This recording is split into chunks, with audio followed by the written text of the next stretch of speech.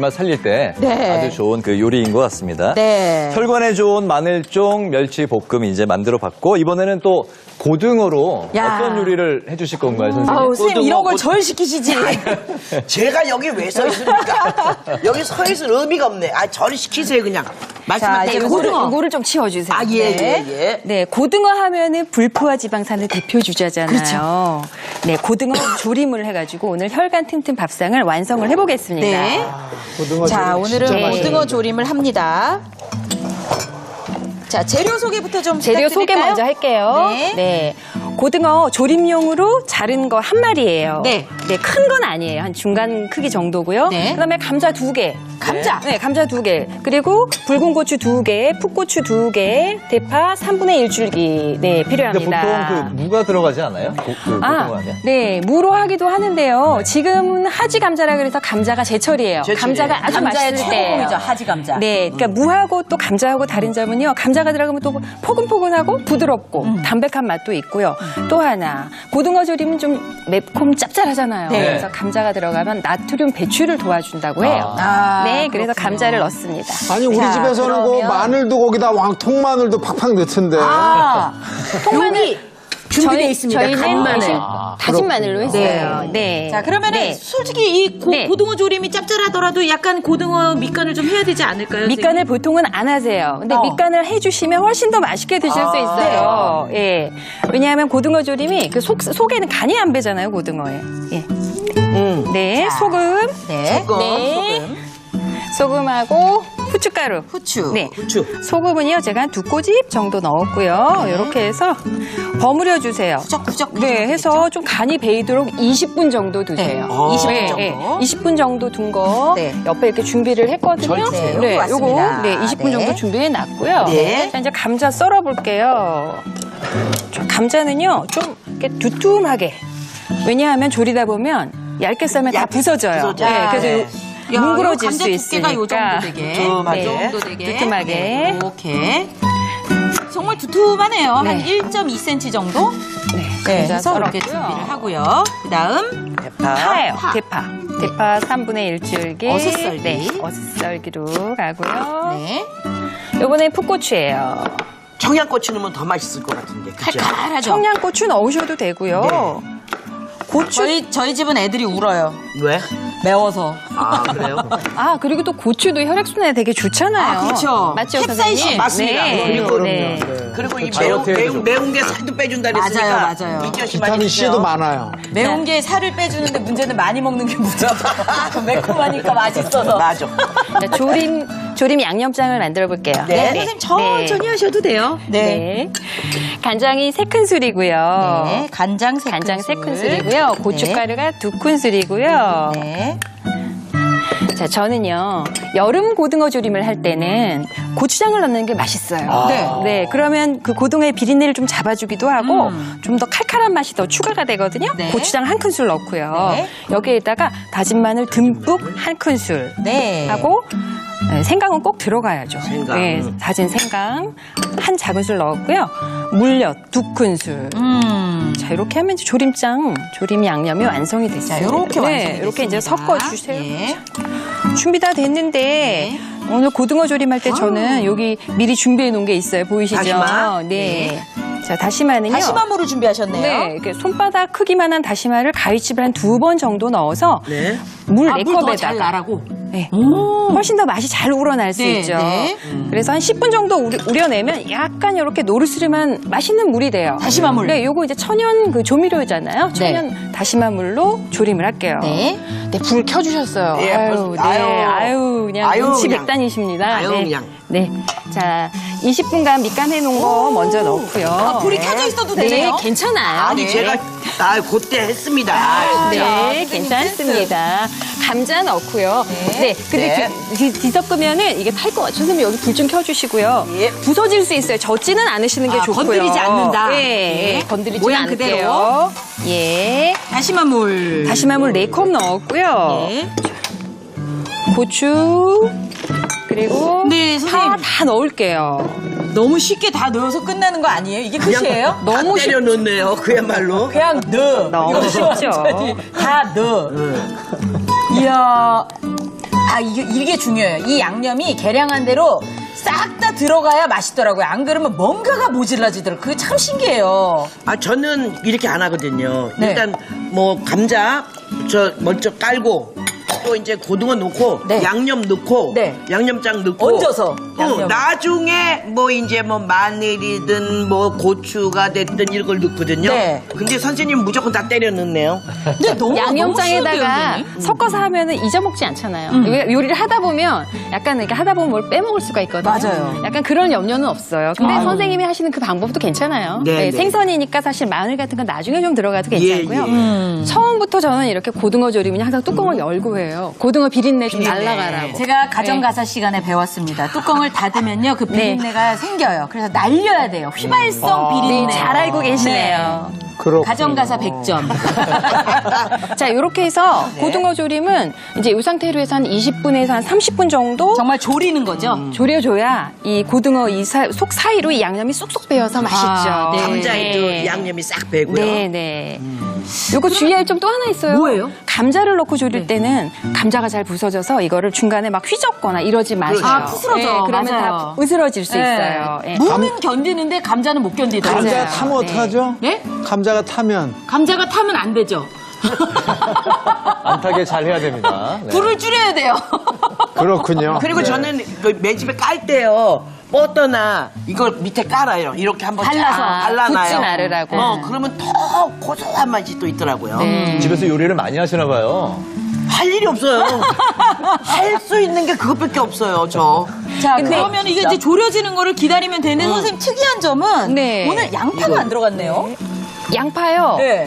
양파 뭐 넣으셔도 되죠. 예. 양파가 들어가도 좋을 양파를 넣을 때는 뭐 양파나 파나 고추나 다 매운맛 성분이 많기 때문에 네. 뭐 그 중에 한 2가지만 넣으셔도 되고요. 네. 파가 없다면 양파를 넣으셔도 돼요. 네. 냄새가 너무 많이 나요. 그쵸? 맛있는 냄새가 막 올라오고 매콤한 내용이 막 스튜디오 그냥 가득 지금 채워지고 있는데 정말 고등어 제주도에 온것 감자 같아. 조림이 이제 완성되는 동안에 시청자 여러분들이 이제 보시면서 궁금한 점이 또 있으시다고 하니까 어떤 질문이 들어와 있을까요? 주세요. 뇌졸중 심근경색 위험군은 백신 접종하면은 혈전이 생긴다는데 맞나요? 하정원 교수님?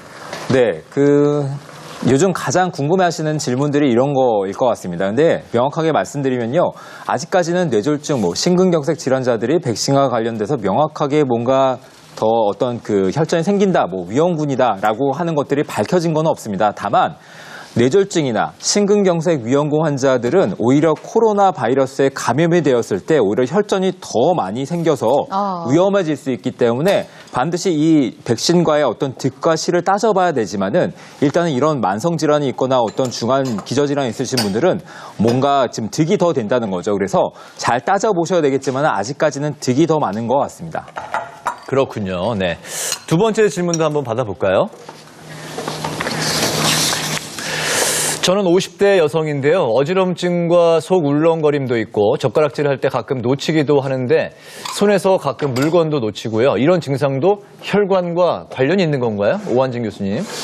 글쎄요, 혈관과 꼭 관련이 있다고 하기는 조금 어려울 수도 있는 그런 증상인데 네. 실제적으로 혈관에 문제가 있어서 이렇게 운동신경에 문제가 생겼다면 굉장히 심각하거든요. 그게 아니라 어떤 근육이나 이런 쪽에 문제가 생긴 건 아닌지 다시 한번 생각해 보시고 자꾸 놓치고 힘이 없으면 병원에 반드시 가셔야 될 것 같습니다. 아, 그렇군요. 병원을 찾아가 보는 게. 확인을 해보셔야 될 것 같아요. 지금은 확인을 하는 게. 혈관 문제보다는 근육 쪽의 문제일 가능성이 훨씬 더 큰 것 같습니다. 예, 혈관 문제일지 근육의 문제일지는 직접 병원에 내원을 하셔서 보시는 게 좋을 것 같네요. 네. 자, 이제 고등어 조림이 점점 익어가고 있는 것 같은데 냄새가 점점 더 맛있는 냄새가 나고 있습니다. 시청자 질문 하나 더 받아볼게요. 백신 맞고 나서 아스피린 먹으면 혈전이 예방이 된다는데 이게 사실일까요? 네, 이 질문 역시도 굉장히 진료실에서 많이 듣고 있는 질문 중에 하나입니다. 자, 코로나 백신 부작용 중에 하나로 혈전이 생긴다는 보고가 있기 때문인지 혈전 예방용으로 많이들 이제 아스피린을 찾고 요즘 특히나 풍기 현상이 벌어진다고 할 정도로 많이 찾고 계신데 이는 명백하게 잘못 알려진 상식이라고 생각하시면 될 것 같습니다. 오히려 아스피린을 미리 백신을 맞기 전에 드시면요, 항체 생성에 방해가 된다고 알려져 있고요. 그다음에 아스피린은 굳이 드실 필요는 없으십니다. 하지만은 원래 드시던 분들은 그냥 그냥 꾸준하게 드시면 될 것 같습니다. 자, 백신과 관련돼서 나타나는 혈전증은요. 아직 명확하게 기전이 밝혀지지 않았습니다. 예전에는 특발성이라고 했다가 요즘은 혈소판 감소증이라고 하는 것들이 이제 관련이 돼 있다고 알려져 있는데요. 이렇게 과도한 면역 반응에 때문에 어떤 혈전이 생기는 거지 뭔가 어떤 그 갖고 계시는 지병 때문에 생기는 건 아니고요. 이렇게 면역 때문에 생기는 혈전 같은 것들은 이게 굉장히 기전이 복잡합니다. 혈소판은 여러 가지 뭉쳐가지고 한 군데서는 혈전을 만드는데 다른 곳에 있었던 혈소판들이 전부 다 소모가 되면서 오히려 피가 더 많이 날 수 있는 전체적으로 봤을 때는 혈소판이 떨어지게 되는 어떤 굉장히 특이한 질병이거든요.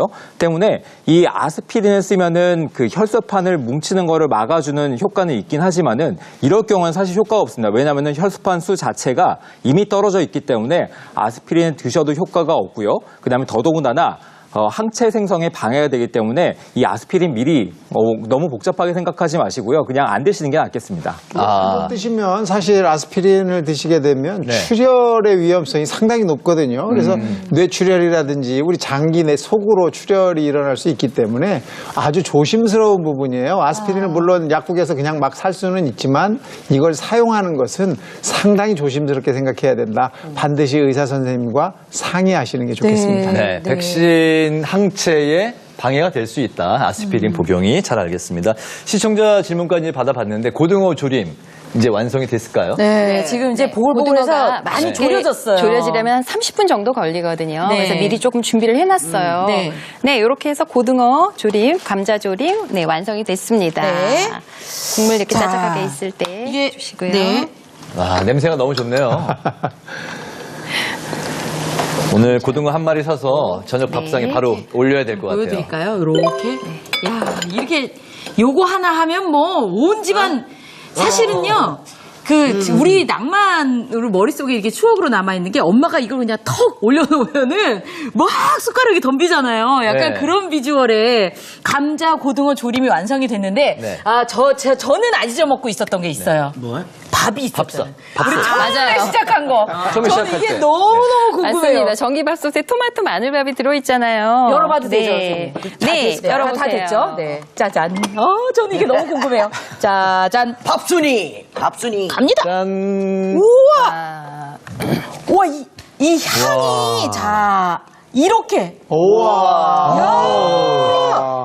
달콤한 향이 나죠. 네, 향이 너무 좋네요. 단향이 아니, 나니까. 토마토 하나도 안 깨졌네요. 마늘하고 하나도 안 깨졌어요. 방울토마토가 이렇게 됐어요. 네, 우와. 단맛이 많아서 네. 네. 달콤한 밥맛이 나요. 향이 그래서 좀 나죠. 퍼볼까요? 한번 섞어볼게요. 야, 이게 너무 예뻐서. 예쁘게 쏙쏙 들어가 있네요. 밥주걱으로 으깨질까봐. 으깨져요. 어차피 네, 이 벌써 속에서 그럼 으깨졌다. 다 익었기 때문에 네. 모양은 으깨지는 게 맞고요. 네. 이렇게 섞으면 밥이 약간 이렇게 네 이렇게 됩니다. 근데 아까 기름 한 방울이 들어갔었잖아요, 처음에. 네. 나중에 알려주신다고. 마법의 기름. 예, 네. 그러니까요. 네. 바로 뭐 어떤 기름이냐면요. 네. 아보카도 오일을 썼어요, 아, 오늘. 네네. 네. 아보카도 오일은 밥에 윤기를 더해주기도 하고요. 밥이 식었을 때도 밥이 덜 불어요. 그리고 네. 또 식물성 기름이라서 혈관 건강에도 도움이 되기도 하고요. 그렇군요. 저는 아보카도 오일을 썼지만 네. 집에 있는 포도씨유나 코코넛 오일 그리고 올리브 오일도 쓰셔도 좋습니다. 코코넛 오일도 특이하겠다. 식물성 기름이요. 근데 제가 네, 지금 네. 여러분께 보여드리고 네. 싶은 게 이렇게 밥을 좀 저었더니 또 이렇게 됐어요. 그러니까. 네, 네. 이렇게. 섞였어. 네네네. 그래서 비빔밥. 굉장히 아니, 색깔도 예쁘고. 찰기가 좀 흐르죠? 네. 저도 집에서 이 식물성 기름을 쓰거든요. 네. 근데 이게 또 사실 우리 혈관에 이렇게 좋은지 몰랐어요. 모르고 드셨어요? 네, 그냥 막 먹었어요. 혈관을 이렇게 지켜주는 이제 기름이 또 따로 있었네요, 교수님. 네, 그럼요. 사실 그러니까 지금 이제 요리사께서 식물성을 강조한 거잖아요. 네. 자, 기름은 무조건 건강에 안 좋다 이렇게 생각하는 경우가 상당히 많죠. 그래서 기름을 피하고 안 먹으려고 노력하는 경우를 너무 많이 보는데 사실 혈관에 문제를 유발하는 기름은 동물성 지방입니다. 이 동물성 지방은 포화지방이라고 그래요. 포화와 불포화가 어떤 뜻이냐면 이 기름이 다른 게 붙거나 다른 걸로 변할 수 없는 지방, 이걸 포화지방이라고 하고, 불포화는 내 몸에서 필요한 걸로 자꾸 변할 수 있고 쓰일 수 있는 지방을 불포화지방이라고 합니다. 그러니까 동물성 지방은 포화지방이기 때문에 우리 몸에서 다른 데로 별로 쓰일 데가 없어요. 혈관에 붙어서 혈관이 굳어지고 혈액을 잘 흘러가지 못하게 하고 나쁜 콜레스테롤을 많아지게 만드는, 이래서 또 혈관에 혈전을, 즉 피떡을 만들어내는 그런 것들을 우리가 동물성 지방이고 이런 거 좀 피해라 이렇게 이야기할 수 있는데, 네. 올리브유나 포도씨유나 카놀라유나 또 아보카도 오일 같이 식물에서 추출한 식물성 기름은 오히려 혈관 속의 노폐물을 제거하는 역할을 합니다. 다만 이 올리브유는 다른 기름보다 기름을 가열했을 때 표면에서 연기가 발생하는 온도, 발연점이라고 하죠. 이게 낮아서 벤조피렌이라고 하는 발암물질 생성이 많아질 수 있기 때문에 튀김보다는 샐러드 드레싱 정도로 드시는 게 좋고요. 발연점이 높은 포도씨유, 아보카도 오일은 이 조리용으로 쓰시는 게 좋겠습니다. 그렇군요. 그럼 이제 혈관을 튼튼하게 이제 하는 밥상이 차려지는 동안에 네. 고등어 감자 조림 간단하게 만들 수 있는 방법 다시 한번 정리해 드릴게요. 고등어는 소금, 후춧가루로 20분 정도 밑간을 해주시고요. 감자는 두툼하게 1.5cm 두께로 썰고 고추, 파는 어슷하게 썹니다. 다시마 10cm를 칼집 내어서 찬물에 우려주시고요. 준비한 양념 재료들을 섞어서 조림장을 만듭니다. 팬에 감자를 깔고 고등어를 올린 뒤에 조림장, 파, 고추를 얹고 다시마 우린 물을 부은 후에 졸여주시면 고등어 감자 조림이 완성. 자, 이렇게 해서 네. 완성이 됐습니다. 오, 한상 푸짐하게 차려졌네요. 네. 야, 이게 진짜 여름 건강 밥상인데요. 네. 혈관을 튼튼하게 해주는 네. 건강 밥상. 네. 먹어볼까요? 네, 저희 토마토밥, 토마토 그리고 마늘밥. 네, 네. 토마토 마늘밥, 그리고 요게 마늘종 마늘종 멸치 멸치볶음. 볶음에 감자 고등어 조림. 네. 야, 이거 뭐 보기만 해도 문영미 선생님 시작하셨어요 지금. 야, 정말 너무 맛있어요. 네. 물론 지금 추출할 시간도 됐지만 네. 이게 이런 거를 먹어서 제 혈관이 깨끗해지고 그런 때 도움이 된다면 매일 계속 먹을 거야. 네. 그리고 요리가 원진 너무 선생님 쉽잖아요. 이 밥이요. 네. 네. 정말 신통한 밥맛이에요. 네. 그냥 일반 밥맛이 아니고 마늘에다가 토마토가 이렇게 으깨져서 같이 나오니까 네. 아주 뭐 환상적인 맛이에요. 네. 하정우 선생님 지금 끄덕끄덕 하시는데. 통마늘을 넣어서 밥을 지으면 마늘 냄새가 많이 날 것 같지만 막상 다 익히고 나면 냄새가 별로 나지 않죠. 네네. 예. 우와, 어떠세요, 하정우 교수님? 정말 맛있네요. 저는 사실 고등어 되게 좋아하거든요. 네, 근데 더 맛있는 것 같아요. 네. 저는 한번, 고추장을 네. 넣었잖아요. 네. 네. 나 오늘 또 한 가지 팁은 네. 혈관 튼튼 밥상 저희 네. 맛있게 휴식하고 있는데요. 죄송합니다. 저희만 먹어서. 시청자 여러분들이 또 궁금한 질문을 또 보내주셨네요. 종아리 정강이뼈 바깥쪽으로 쥐가 자주 내려요. 걷기나 운동하고 나면 밤에 단단하게 뭉쳐서 아프고요. 혈관에 이게 관련이 있는 건가요? 제가 혈관이 안 좋은 건가요? 제가 답변 좀 드리겠습니다. 그 혈관 건강에 문제가 생기면요. 저린다는 느낌보다 통증이 발생되는 게 더 많이 있습니다. 그러니까 움직일 때 저희가 그 파행이라고 해가지고 걸을 때마다 통증 때문에 아프다, 못 걷겠다 하면은 혈관에 문제가 되고요. 이렇게 저린 듯한 느낌, 뭔가 붓는 듯한 느낌 이런 것들은 약간 신경 쪽에 문제가 있을 것으로 유측이 되거든요. 때문에 두 가지는 좀 감별이 가능한데 더 정확한 검사를 위해서는 뭔가 왜 신경이 그러면은 왜 어디가 손상이 됐냐, 뭐 MRI 같은 것도 찍어봐야 되고요. 필요에 따라서는 근존도라는 것도 찍어봐야 되고 여러 가지 감별할 수 있는 좋은 도구들이 많기 때문에 반드시 참지 마시고 가까운 의료기관 방문하셔서 검사를 받아보시는 게 좋겠습니다. 네, 오늘은 이 혈관 건강에 대해서 알아봤는데 혈관을 튼튼하게 하는 또 건강 밥상까지 저희가 준비해봤습니다. 네. 자, 내일 또 재밌는 내용을 저희가 준비하고 있죠. 네, 내일은 네. 달콤한 독약, 씁쓸한 보약, 커피에 대해서 저희가 또 자세히 알아보려고 해요. 많은 분들이 좋아하시죠? 네, 저희는 내일 오후 1시에 인사드리겠습니다. 함께해 주신 여러분 고맙습니다.